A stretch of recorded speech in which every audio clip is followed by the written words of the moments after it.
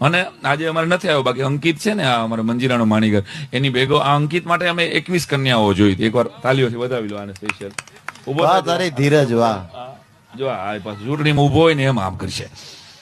આના માટે 21 કન્યાઓ અમે જોઈ હતી, 2.5 વર્ષ કાઢ્યા આના હાટુ. પછી 22માં ગોઠવાઈ ગયું, હવનો ભગવાન છે.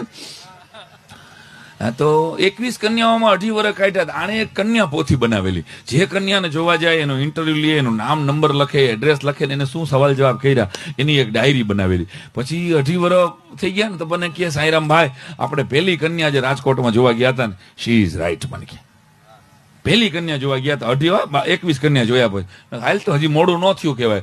અને અમે ભાઈ ગયા, આપણે તો જઈ શકીએ ને. મેં તો વચેટીયો હતો, મેં તો જઈને સીધો ખખડાયો દરવાજો. જે બેનને અમે પહેલા જોવા ગયા હતા એ બેનને અમે ખખડાયો ને દરવાજો, એ બેન કાંખમાં છોકરું લઈને આવ્યા જેને અમે જોવા ગયા હતા. અને એ પાછા બોલાય કરાક, જો બેટા મામા આવ્યા, મામા. મેં લે હવે અંકિત, ભાણિયા ને ગુલ્ફી ખવડાય. શેડાળો ભાણિયો 40 રૂપિયાની ગુલ્ફી દાબી ગયો. એટલે વાત